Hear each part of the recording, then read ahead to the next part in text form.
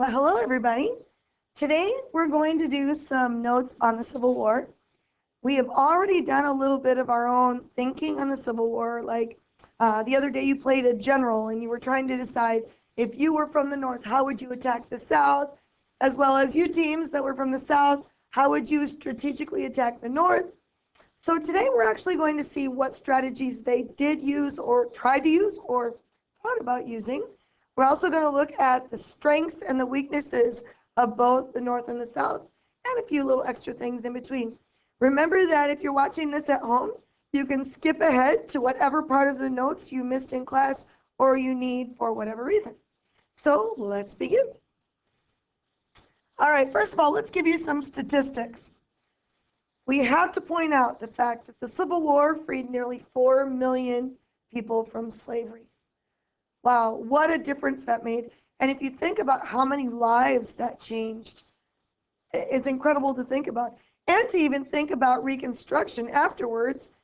These people are free. Well, then what do they do next? It's not like they gave them a house and an allowance and a job. They're free, but they don't have anywhere to go, which is going to cause problems after the Civil War too. But the point is, we took a stand and we actually helped these people get freedom, and they fought themselves as well. The other thing I want to point out is the general stereotype of the South and a plantation is that every Southerner had a huge plantation with hundreds of slaves, and that's actually very inaccurate. First of all, only 1/4, 25% of Southern whites even owned slaves, and those that did, most of them owned 20 slaves or less. So the idea of the plantation you see in movies is not really true in every situation. So let's take a look at some numbers on both sides of the war. We have the Union here in this uniform. They had 2,100,000 men enlist. The Confederacy enlisted 800,000 men. So notice at this point, the Confederacy is already like behind, right? The Union's double their numbers, over double. In the Union, about half the men of military age served. In the Confederacy, by the end of the war, 4 out of 5 white men served. Now, what does that tell us if you look at those numbers? Correct. It's showing us that the North still had a lot more in reserve that they still could have used for the war effort, whereas the South had almost used up all of their supply. And that's why when Grant takes over on the northern front, or on the eastern front for the North, he says, we need to just keep hammering away. Because honestly, it doesn't matter how many of our guys die. If we keep hammering at them, even if they lose the same amount of people, they're going to run out first, because he knew their population was less. This also raises a question that some people have thought about as historians. What if the Confederacy had allowed all of their slaves to fight for the South? Well, there was a worry, and this is why they didn't do it. They were afraid that those slaves would take those weapons and rise up and rebel. They didn't want that. They didn't trust them. But if they had used those numbers, really might have changed what happened in the war. Something to think about. Now I want to take a look at some statistics that we have here for some of the wars in our history in America. This goes up through the Gulf War in 1990, okay? So we don't have the current statistics right now because it's still going on. First of all, let's look at the number of participants. And what I want us to do is pick out which one is number 1, number 2, as far as large numbers. So who's the biggest first? Yeah, World War II would be number 1. Number 2 would be Vietnam. Number 3 is Korea with 6 million. Number 4 is World War I with 4 million. Number 5 is the Gulf War with 3.8 million. Number 6, is the Civil War with 3 million people. Now let's take a look at the number of deaths. Which one caused the most most deaths in the United States. You're right. The Civil War had the most deaths of any war that we have been in our country. 500,000 dead. What's number 2? World War II. Number 3, World War I. Number 4, Vietnam with 109,000. We don't need to go any further, but what do you think I'm trying to show you? What does this tell us? That if we look at the number of people that fought to the ratio of the number of dead, we lost more men and women, actually, in this war than any other war in U.S. history. It was truly a bloodbath. It was the worst war in history for that. So at the beginning of the war, believe it or not, the Union was short of soldiers, and Lincoln was like, what do we do? So the first question is, why were they short of soldiers? Well, first of all, you can't forget the time period. This is 1861 to 1865. And at this very same moment, right here in South Dakota, Dakota Territory, we have Indian wars going on. So we had people in the forts that were trying to keep peace, hunt down Indians, all that kind of stuff. So it was kind of a mess over there. Secondly, remember that as soon as the North and South split, a third of Lincoln's officers went to the Confederacy. Wow, what a hit the military took. So what does he do to strengthen his army? He has to do something. Now, if you remember, we had another simulation last week, and we talked about what would you do with Fort Sumter, because it's in their territory, and yet you have your guys inside that fort. Do you supply them or not? It could start a war if they shoot at you. Do you help them at all, or do you just let it go? Remember that? And then it also asked, do you actually increase the numbers in your army, or will that signal to the South that you do want to go to war? Because anything you do can be sent as a message. Well, the first thing Lincoln did is he increased the size of his Army and Navy.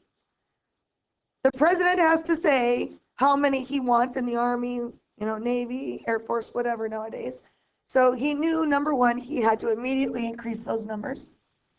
Number 2, he enacted a naval blockade all the way along this border because he wanted to make sure that the South was not getting any help from overseas. And at this point in time, the English are trying to decide where to go, and they're actually siding with the South. Does anybody know why? The South had a product that England needed. It was cotton. You're right.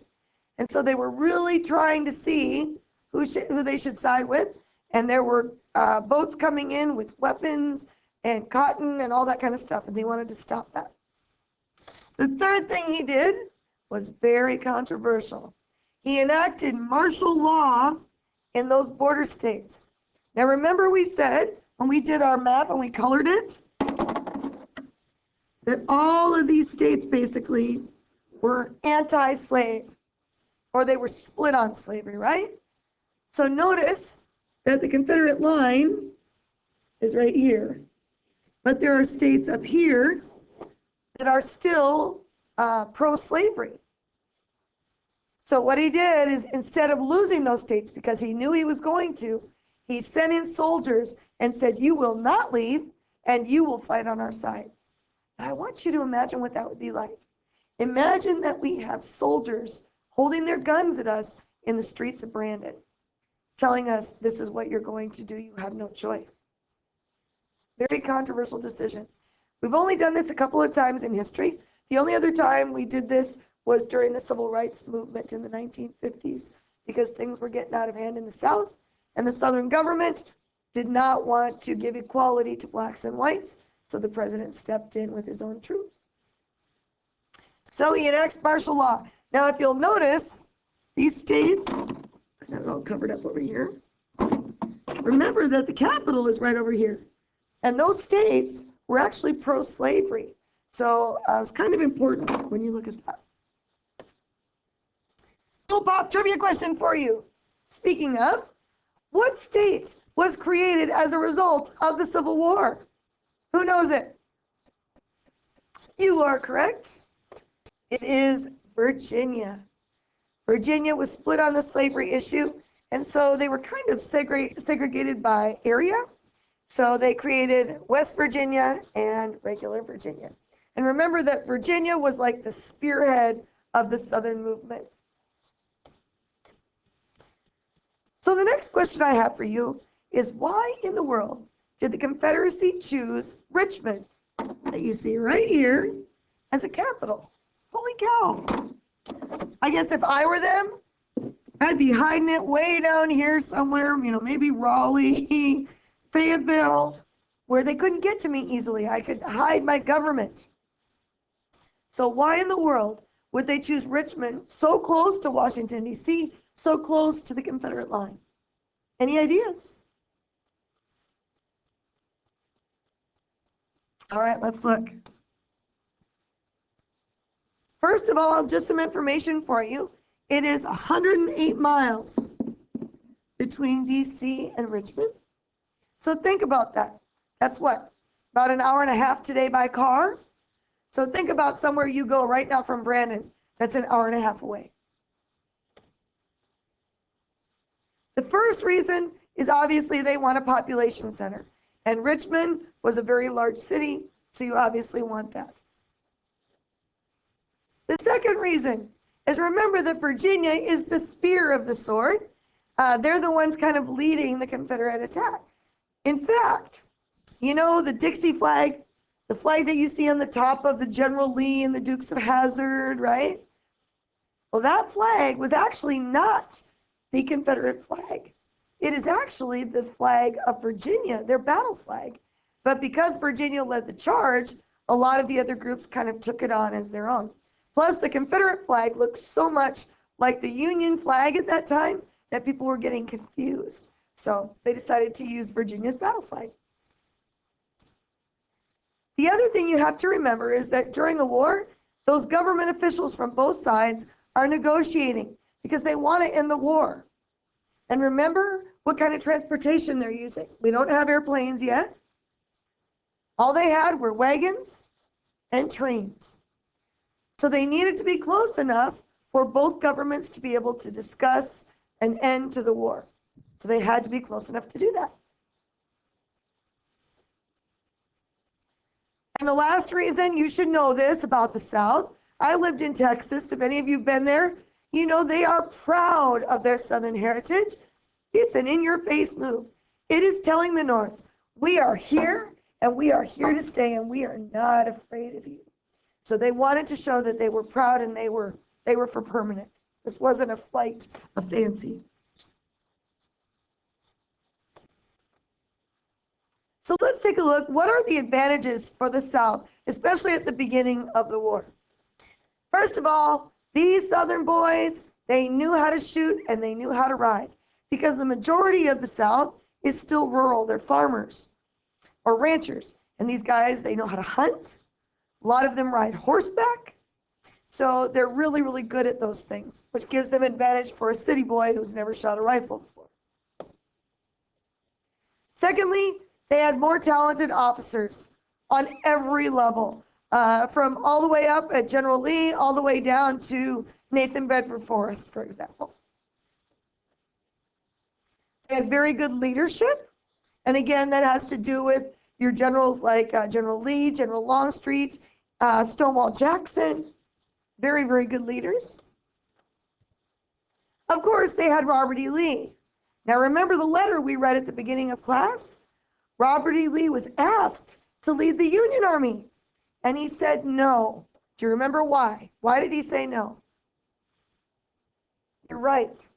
He said, I am loyal to my state of Virginia first, and he hoped and prayed that he would never be called upon to fight against his whole country, but his state was more important, because they'd just gotten their independence from England not too many years ago, and they didn't want a national government that was so powerful.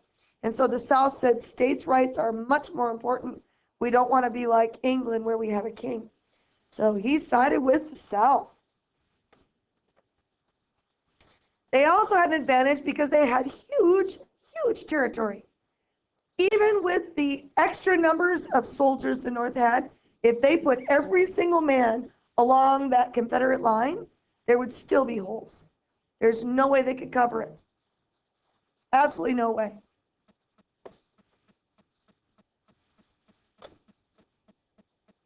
They also had a gigantic coastline. The Northern Navy went down and tried to blockade as much as they could from coming in or coming out, but there was all kinds of stuff happening in between because, again, they couldn't cover all of that coastline. They also had home field advantage. Now think about it.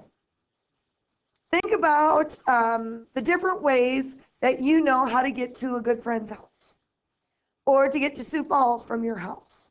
We have all kinds of shortcuts, right? Well, think about how that's an advantage in battle. If you're trying to get somewhere to attack an opponent, you know different ways to get there quicker.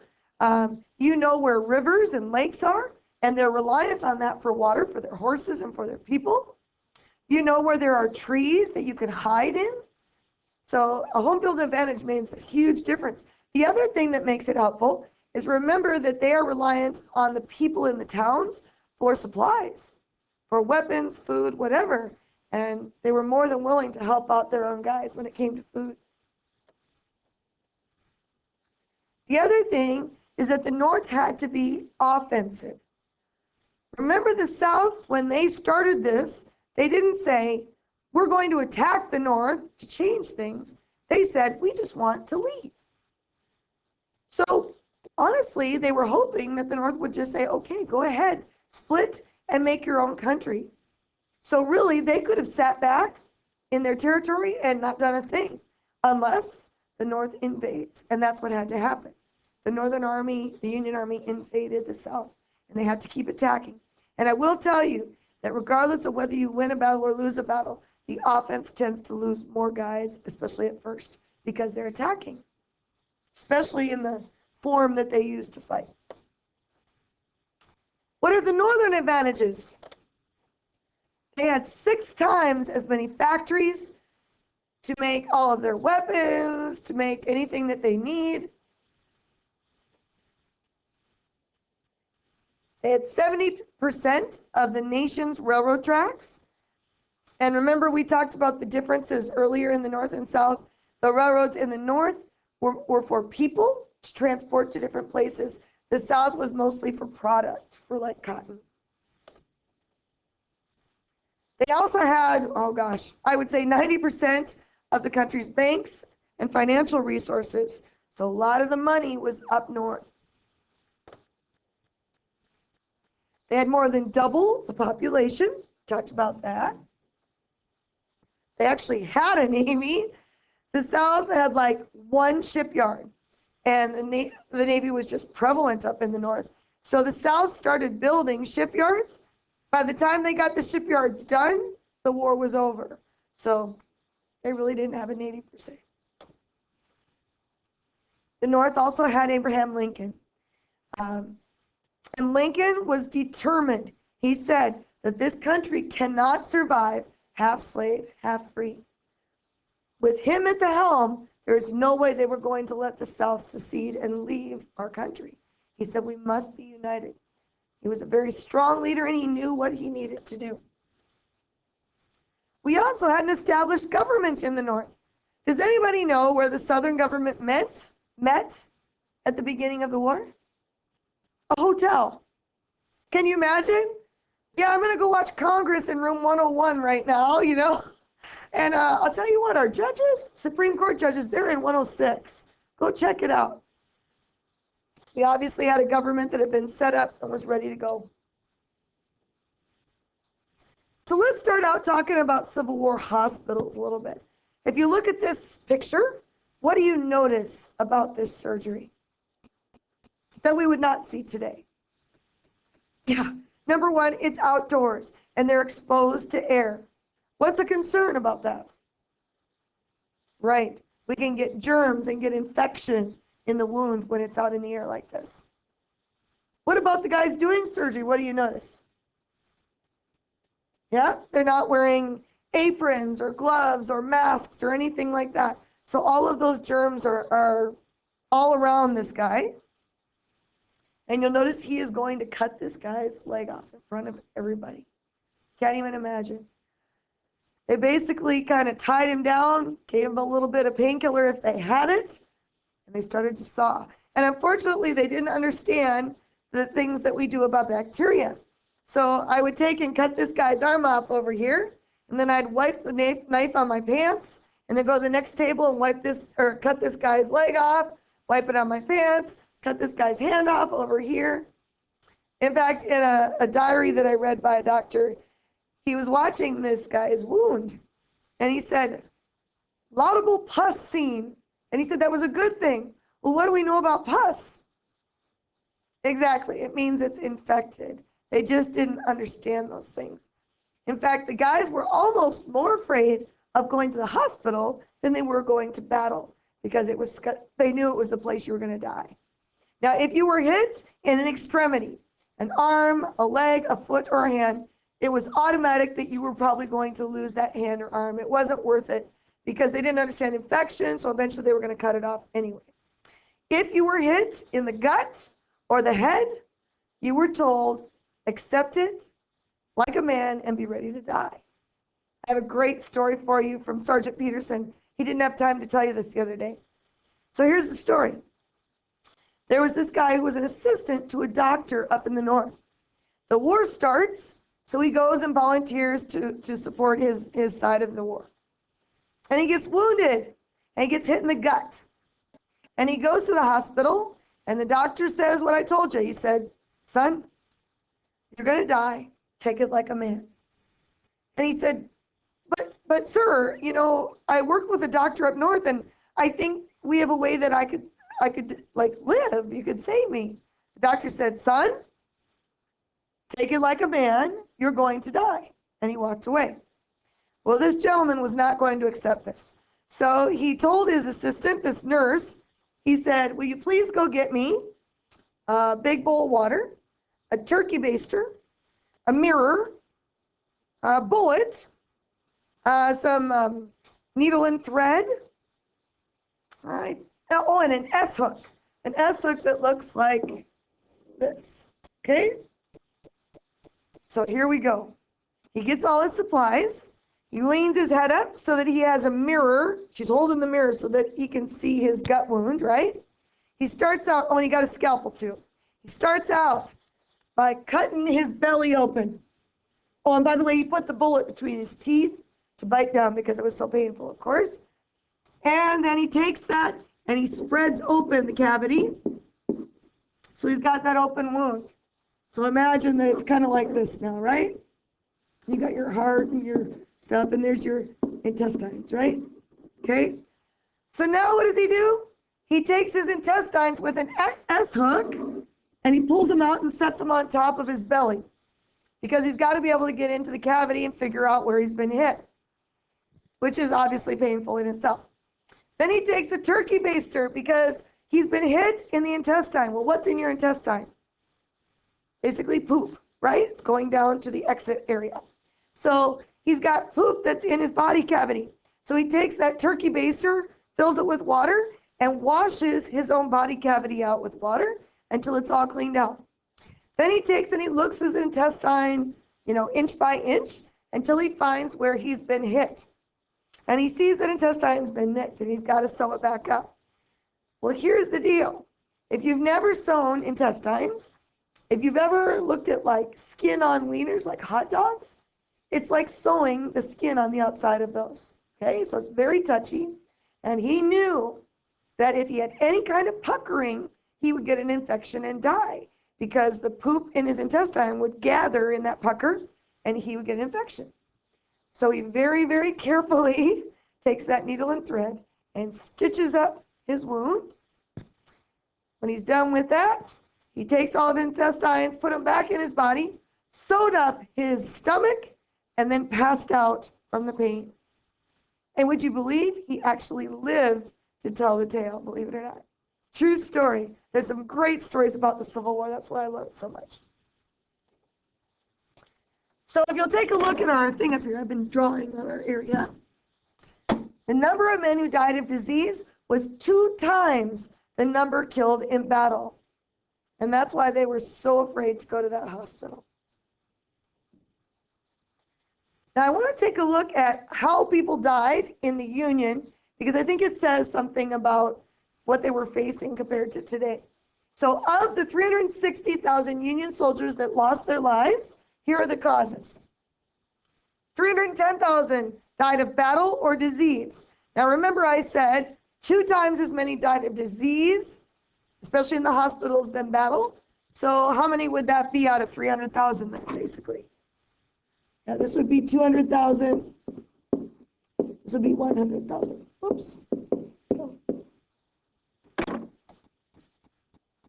25,000 died in prison. 14,000 died unclassified deaths, I guess. 5,000 died of drowning. Isn't that interesting? 4,000 died of other deaths. I'm not sure exactly what that is defined as. 520 were actually murdered by people.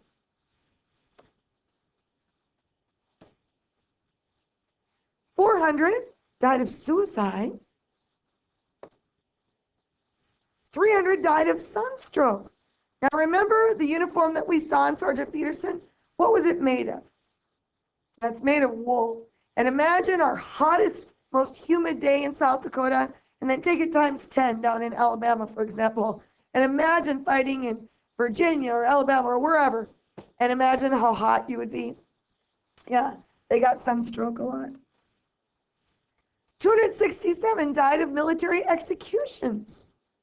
How interesting. And 104 were killed after capture.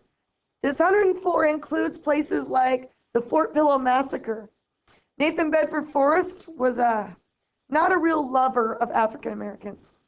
And remember that the basic stance of the Confederacy was that if they caught an African American soldier fighting, he would immediately be either killed or put into slavery. So what happened, they were trying to take over this fort. A whole bunch of African American soldiers surrendered. They had their hands up. And Nathan Bedford Forrest and his men slaughtered them, even though they were surrendering.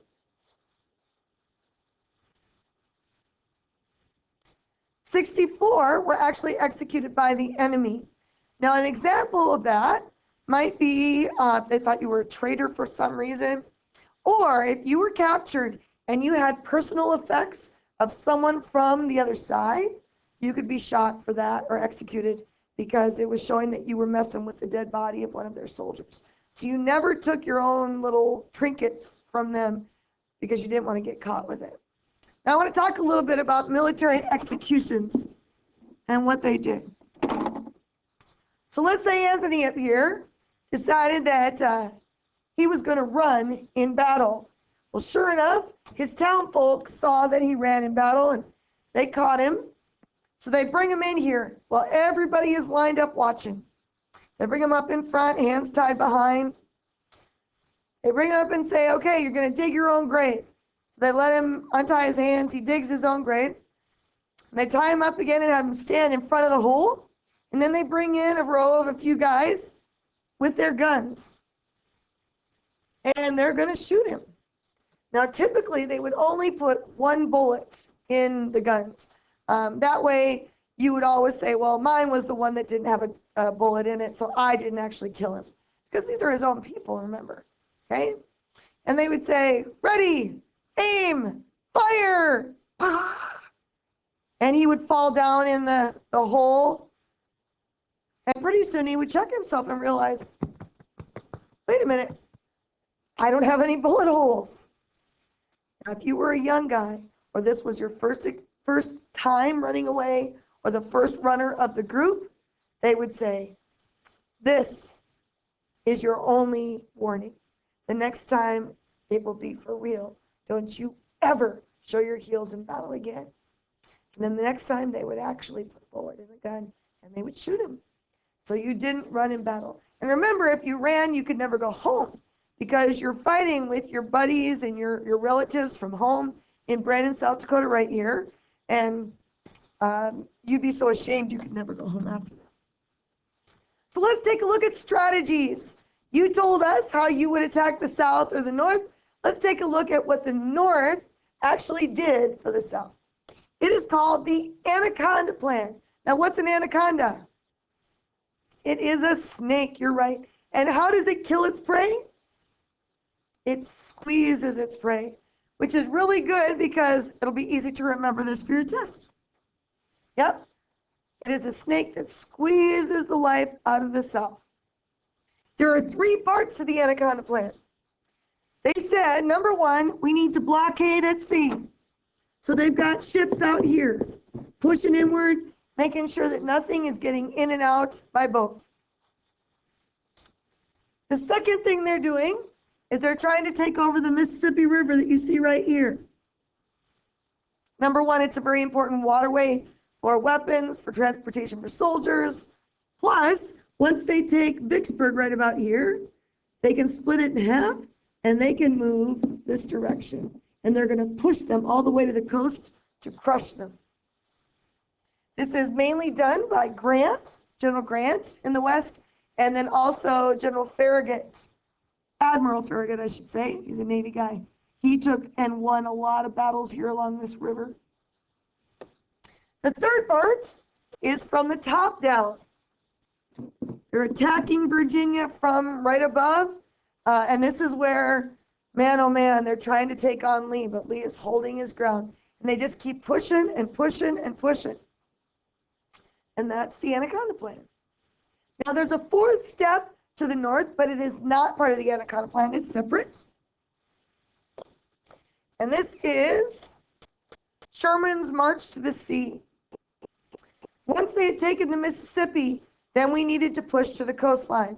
So they told Sherman, I want you to take your men in a huge line, and I want you to destroy everything in your path. I want you to burn crops. I want you to burn homes. They didn't say to kill civilians, but they destroyed everything that would allow people to live in the South, because their goal was to bring the war home to the South.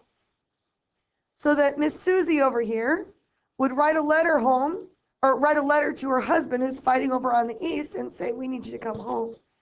Now, there are letters, I've read them, where in Atlanta, for example, here, these ladies and their children, their homes were gone. They had no food. They were living in caves eating rats. So imagine, guys, you get a letter from your wife, and she says, please, Andrew, please, please come and help us. I don't have a home. We're living in a cave. We're eating rats to survive. I don't know what to do for our children.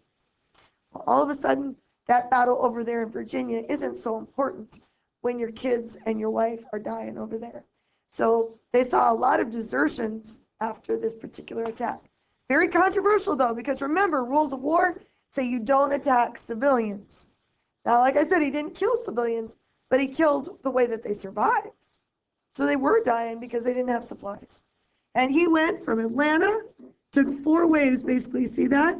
And worked his way all the way to the coast in Savannah. You'll notice there are a lot of battles that happen along here. The Southern troops tried to stop him, but it was a really brutal mess. Now, if the North had lost the war, I guarantee you that Sherman would have been tried for war crimes, just like the Nazi criminals after World War II. He would have been tried and probably found guilty, and he probably would have been executed for it. But it was a strategy. And as I told you, mothers' wives begging for their men to come home to help. What was the weakness of the North? Their generals. They could not find someone to just like put it all together and lead. So let's take a look at our list. So on your notes, you're going to add these on the side, please, because you're going to have them in order. The first one that they had in charge of the Army of the North, the Union Army, was Irwin McDowell, you see here.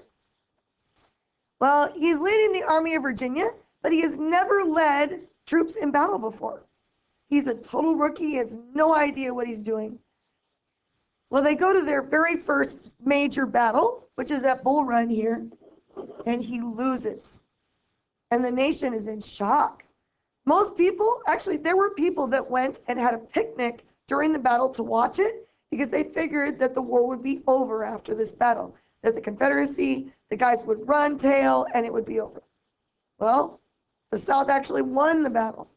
The men had absolutely no faith in him. In fact, when his horse fell on top of him, a soldier said, 3 cheers for the horse, maybe they'll take out McDowell.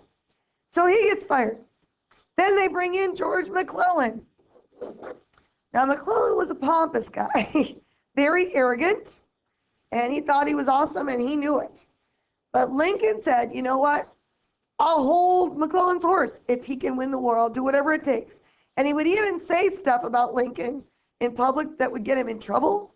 But he thought, well, if he's good with our guys, so be it.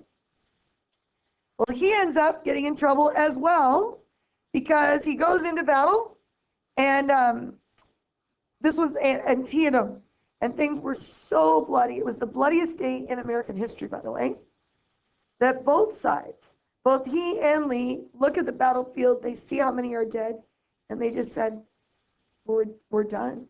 And they both retreated. Well, the question was from Lincoln, why didn't you go after Lee when he was at his weakest, when he retreated? You should have gone in for the kill and ended this war so we don't have to kill any more people. Yes, it's horrible, but we don't want to kill more people tomorrow. So he got demoted.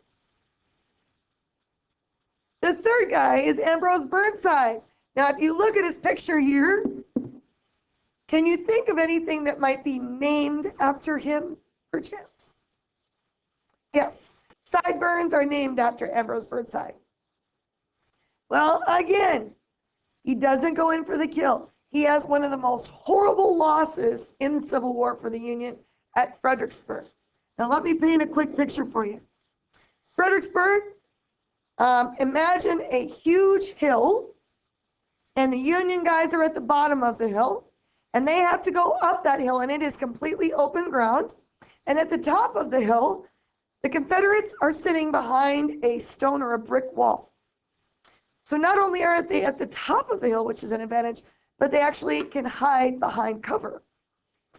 Completely slaughtered the Union Army. They brought wave after wave, and they just kept slaughtering them.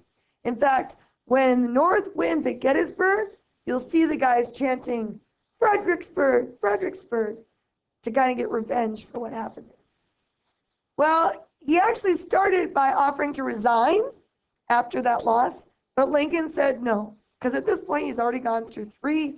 He's like, we need to give him time. But what happened is the guys didn't believe in him because of what was happening. So some of his lower generals went and met with Lincoln, and they said, listen, if you keep this guy, our army will just disintegrate. The soldiers have no faith in him. They don't believe in anything he says. We will lose the war, no doubt. So eventually what happens, Burnside tries to get these generals fired, and in the long run, he gets removed instead. So now we go to Joe Hooker. Oh, poor Joe Hooker.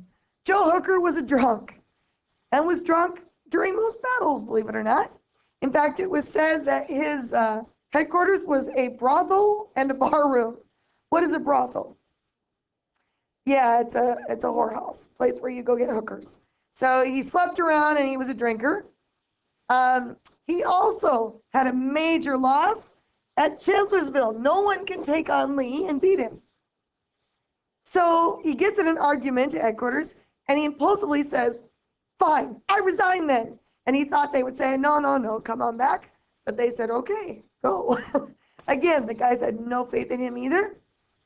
So Lincoln accepted his resignation.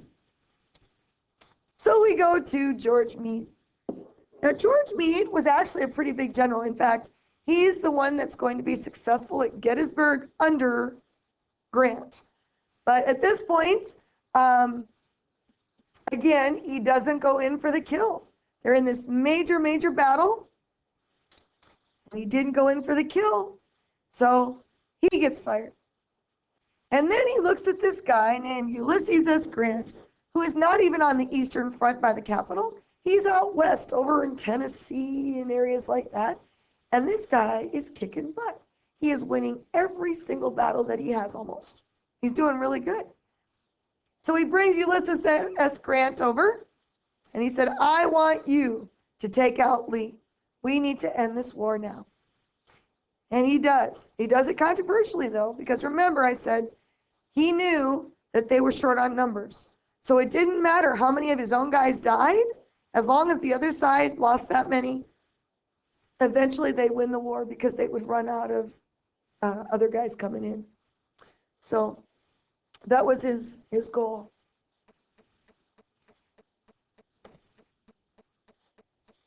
What was the Southern weakness?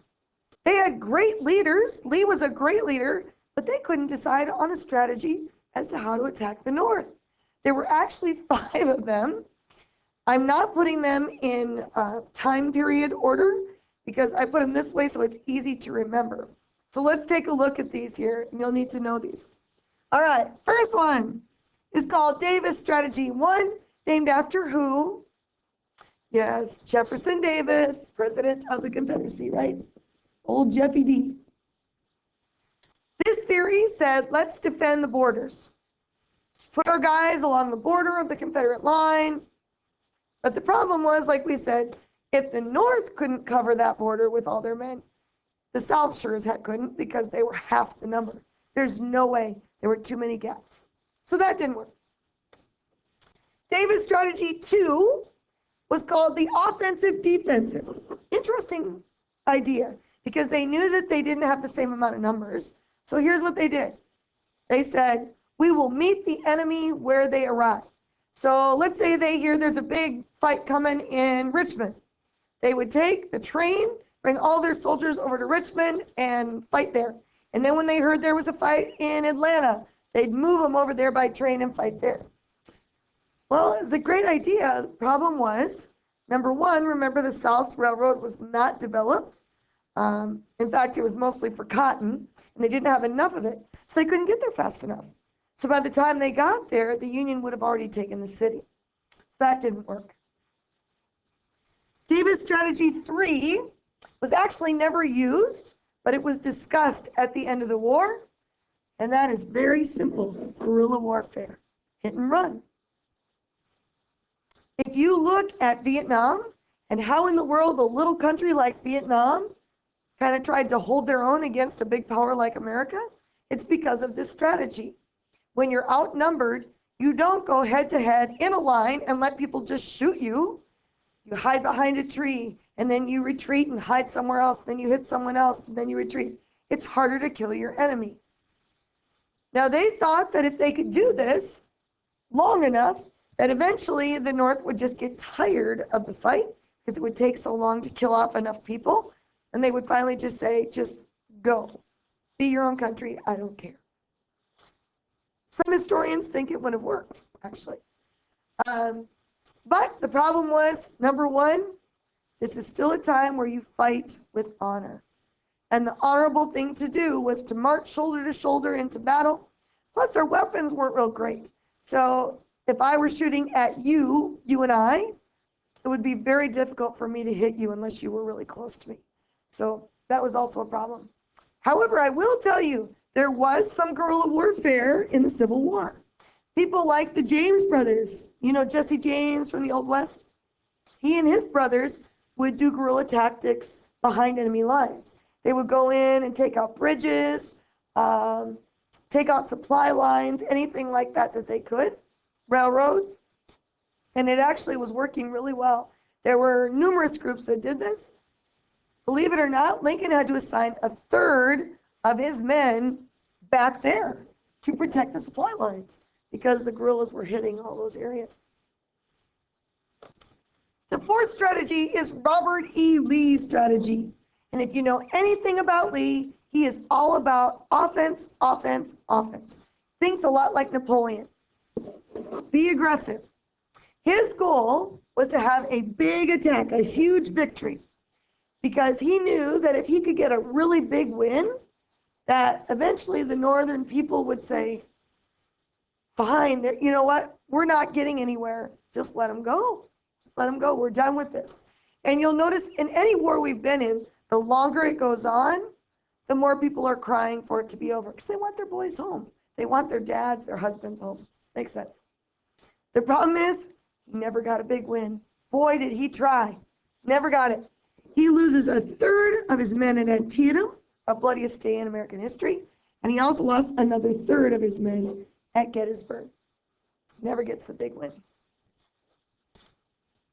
The last strategy is the Joseph E. Johnston strategy. And this is the win by not losing. So here's how it works. You fight here until you feel like you're losing too many people, and then you retreat 15 to 20 miles. You let the enemy chase you, and then you turn and you fight for a little bit, and then you retreat 15 or 20 miles, and you just let the enemy keep chasing you all the way in to the south. And the idea, again, was that eventually the North would get tired of the war because they're chasing all the time, and they would say, let them go. Well, this was used early in the war, but the problem was President Lincoln was elected, and at that point they knew Lincoln would never, ever allow the South to secede. Like he said, we cannot endure half slave, half free. We must stay together. So he knew as long as Lincoln was in office, they would never succeed in that strategy. You know, why do you think they tried to assassinate him? Why they did assassinate him? They thought if they could get him out of there, maybe a new president would be more willing to let the South leave. All right, so remember that the South wants England to fight on their side. So the question is, why didn't they? Well, there's three main reasons why they decided to stay off the South side.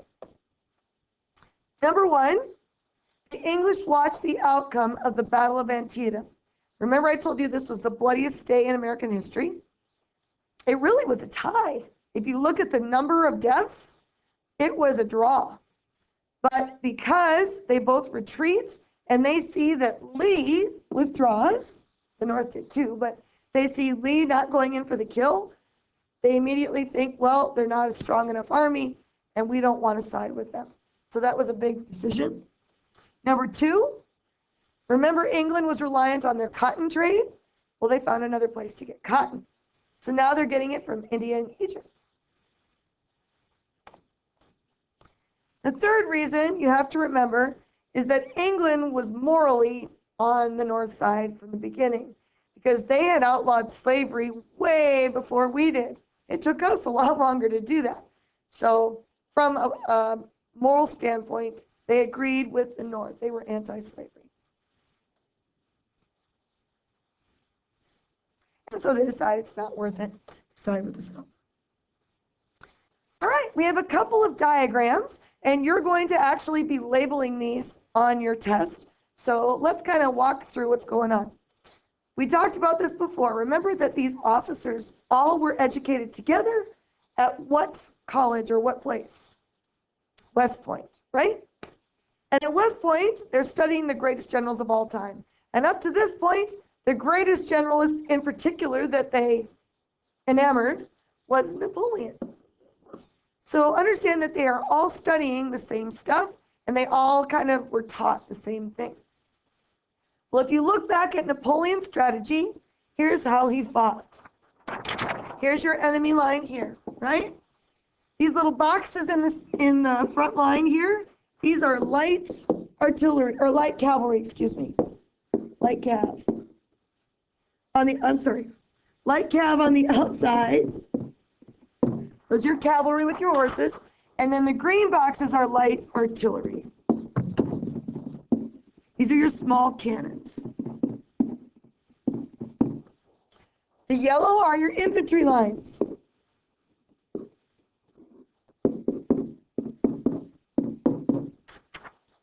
Now, you've probably seen movies or pictures, you know, in the Civil War, they fought in lines as well.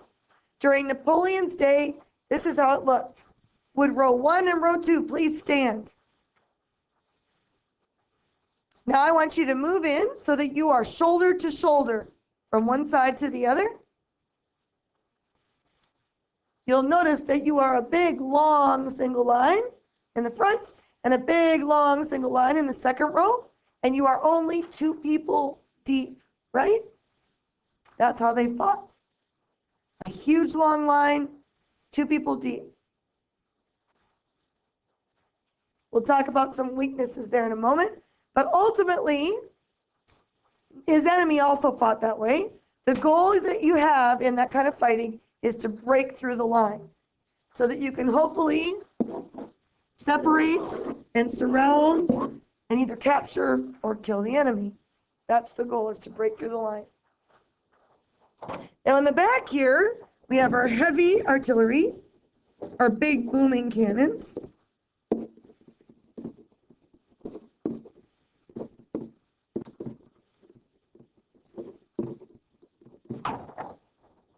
And our heavy cavalry are back here.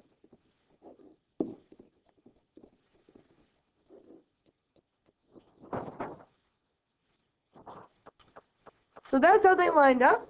Here's Napoleon's strategy. First of all, why did they fight in a line? Kind of undo this here so you can see. Number 1, it was the gentleman's way to fight. You went in bravely, you faced your death head to head. And I can't even imagine that, but that's the way they did it. The second reason is because of their weapons. If I just aim at you individually, remember it was hard to hit you. So the idea was all 5 of us are shooting at the same area in the hopes that we'll just hit something between all of us. That's the goal. So you work kind of as a group in that way. Napoleon was always about offense, attacking, attacking, attacking. So much so that he would even attack retreating armies. Well, understand that when you retreated in that day, the gentlemanly thing to do was to let them retreat, regroup, fight the next day. But he said, are you kidding me? When they're at their weakest, I'm going in for the kill. And he did. So from a moral standpoint, they didn't like him very much, but he got a lot of wins that way. They would again split and divide the enemy. And his group was probably the best in shape group of soldiers that existed at that time. They would sometimes march 30 miles in a day, not just to rest, but to actually attack. He moved so fast that the enemy would not be ready for them. They wouldn't expect them to be there that soon. So he was very, very good at that. He was also very bloody and brutal. Now remember, this is how our guys are trained, right? So let's take a look at how they've applied what they've learned, but they're also changing a few things because of weaknesses. So hold on a second, look back at this picture. What are some weaknesses that you see in this lineup? Yeah, only 2 deep in a line. It's pretty easy to break through that line, right? So that's not good. The other thing that's a problem, notice where your light artillery are. They're up here, right? So if you get overrun, the first thing that enemy is going to do, they're going to take those cannons, they're going to turn them and actually use them on your own people. So your light cannons were accessible, too accessible. So now let's look at how they adjust. In Civil War formation, you'll see they start out with a brigade of skirmishers up here in front. And this whole group, if you added them all together, is about 3,000 to 5,000 soldiers. And they're in little units. So this would be a line of 2 people, this is a line of 2 people like this. So they're still using lines of 2, shoulder to shoulder. They still need that idea of fighting like a gentleman, fighting as a group to hit something. But here's the difference that they learned from Napoleon. When they started to see that, let's say, this area of the line was getting weak, that's what they used these guys for. They would move them up and fill in where the gaps were. So they still fought in a line, but they filled in from the back so that those lines were always strong, as strong as possible. Now, one of these regiments equals 1,000 men at its strongest point. They sometimes got as small as 300 by the end of the war. 3 of these regiments is a division. You'll see that here. So now the question is, number one, where are the cannons? And where are our cavalry? Where's our horses? Well, your light artillery are back here. They learned from Napoleon's day that they didn't want to give up those cannons. These are our light artillery. And your heavy cannons are behind them.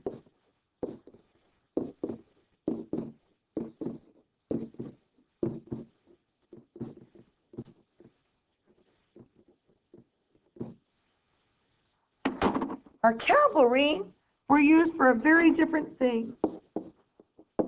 Your cav could be used to push in a flanking action to go around the side. They could be used to push through a hole in the line if you need it. But most of the time, cavalry used for recon or reconnaissance, spying on the enemy, and they would come back and tell their generals what they saw. They were used as messengers between the generals. It's not like they had cell phones back then, so they helped with that. They also were used for diversions as well. You see a group of horses and riders coming this way, you're going to get their attention real quick, and then maybe you can move in this direction. So they're learning a little bit, not completely, but they're getting the idea.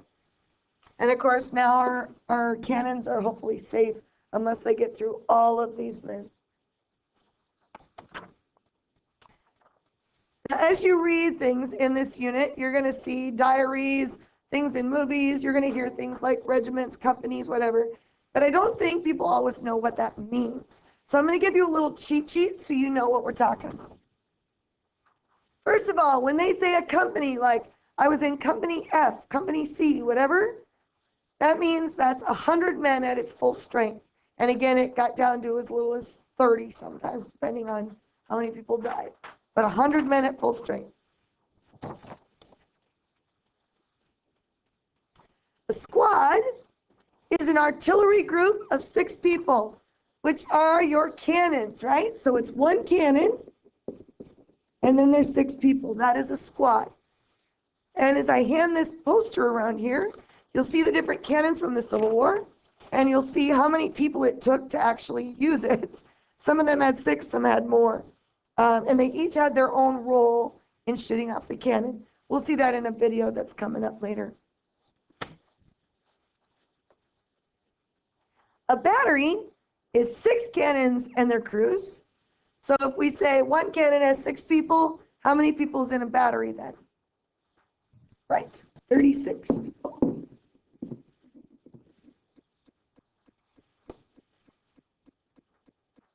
A regiment is 1,000 men. But again, it got as small as 300 to 500 at the end of the war. A division is 2 to 3 regiments, 2 to 3 of these. So that would be how many people? Yep, 2 to 3,000.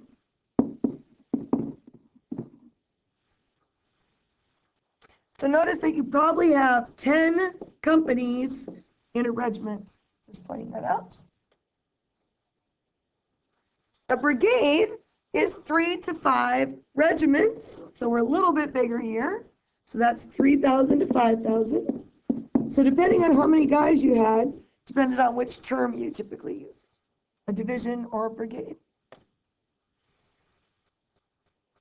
A corps is 2 or more divisions. So how many would that be? Yep, 4,000 to 6,000.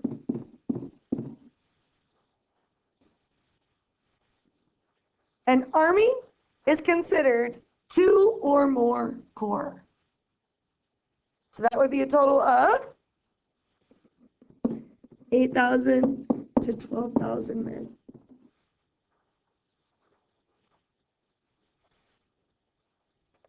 Which is like the town of Brandon.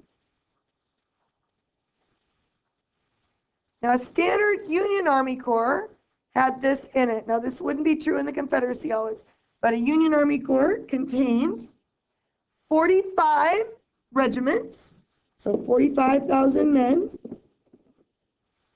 9 batteries of light artillery.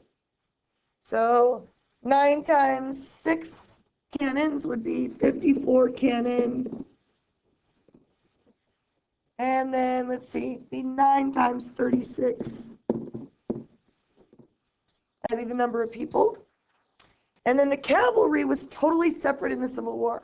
They were not a part of the Army or the Navy. They were separate completely. And they were broken into their own regiments and brigades. And that is it. Thank you so much for sticking with me so we could get these done.